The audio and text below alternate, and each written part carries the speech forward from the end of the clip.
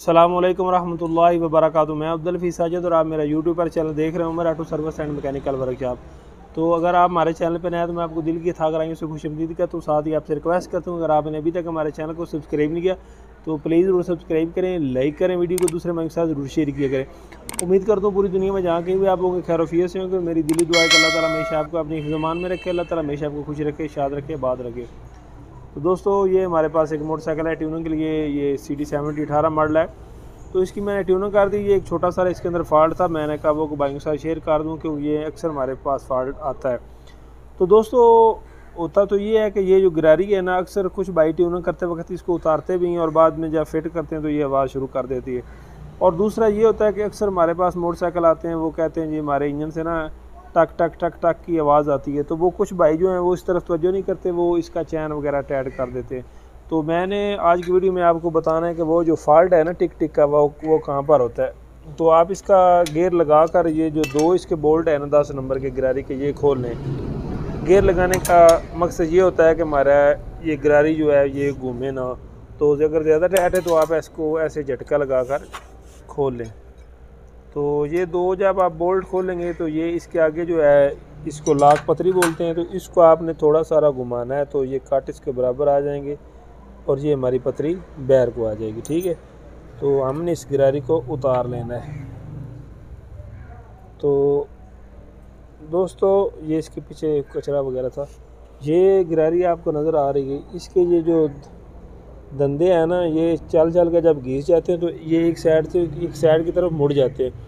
तो ये तो देख सकते हैं कि इसका एक धंधा जो है वो टूट चुका है। तो इसके दो हल हैं। एक तो हल ये है कि आप ये जो गिरारी है उसको तब्दील कर दें, यानी कि आप नहीं डाल दें। ये एक्स्ट्रा मिल जाती है, फ्रंट वाली गिरारी इतनी महंगी नहीं है।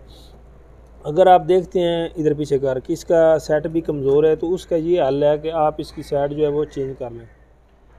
तो दोस्तों, बात कर रहे थे इस गिरारी के टॉपिक पे, फिर वो कस्टमर अक्सर आ जाते हैं तो ब्रेक लगानी पड़ जाती है।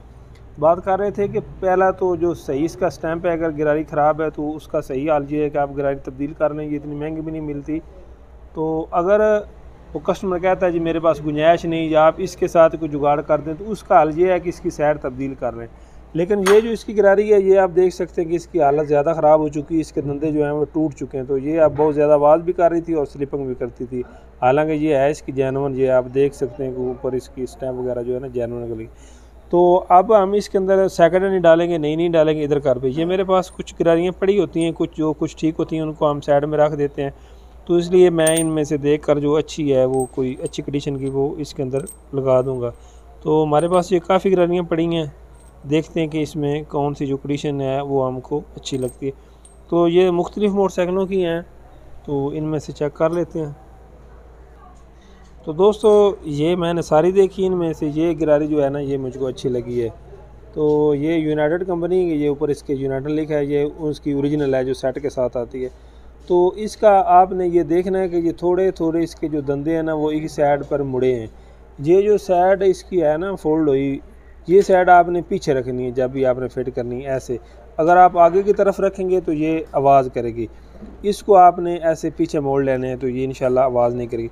जो नई गिरारी होती है उसका कोई मसला नहीं होता, आप जौन सी साइड मर्जी लगाते हैं। ज़्यादातर ये जो नंबर होता है ये बाहर की तरफ रखते हैं, हालांकि इसका इतना फ़र्क को नहीं, आप दूसरी तरफ भी लगाएंगे तो लग जाएगी, कोई फॉल्ट कोई इशू नहीं होता। लेकिन सीधा तरीका जो आता है वो यही आता है कि नंबर वाली साइड जो अक्सर बाहर रखते हैं, लेकिन इसकी आप हम साइड उल्ट करके लगाएंगे। तो वैसे भी अगर आप किसी मोटरसाइकिल के खोलते हैं उसके अंदर ये फॉल्ट, अगर आप उसके धंधे देख लें ज़्यादा ख़राब नहीं, जैसे हमने ये निकाली है, ये तो देख सकते हैं कि ज़्यादा इसके डैमेज है, तो इसका साइड तब्दील करने का कोई फ़ायदा नहीं। अगर साइड तब्दील करेंगे तो ये पहले से भी ज़्यादा आवाज़ करना शुरू हो जाएगी, तो इसलिए हम इसको ऐसे लगा देंगे। तो इसका लगाने का ये तरीका है। पहले तो बात ये है कि आपने ये भी देख लेना, ये देख सकते हैं कि इसके ऊपर 420 लिखा है, यानी कि 420 नंबर की, आगे इसके लिखा है 14T, यानी कि 14 इसके धंधे हैं। तो ये आप साइड तब्दील करके आप ऐसे इसके ऊपर लगा देंगे।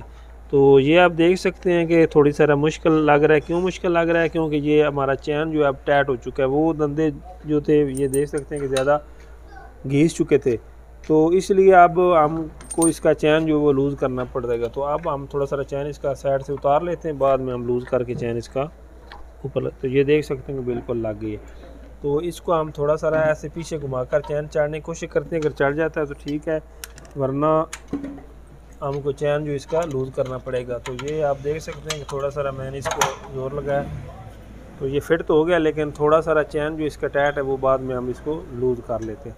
तो इसके आगे हम इसका जो है ये लाख जैसे हमने उतारा था वैसे हम इसका लाख लगा लेंगे।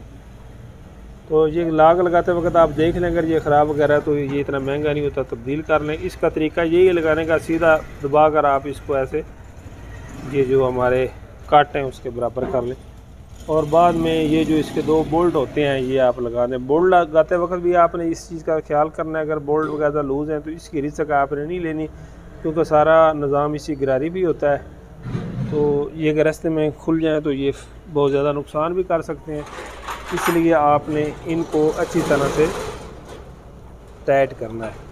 तो अब दोबारा गियर जो है वो आप लगा लें ताकि हमारी गिरारी जो है वो ना घूम सके और हमारे बोल्ट जो है वो अच्छी तरह से टाइट हो सके। तो ये गियर लगाने के बाद आप इसके दोनों बोल्ट जो हैं वो आप टाइट कर लें।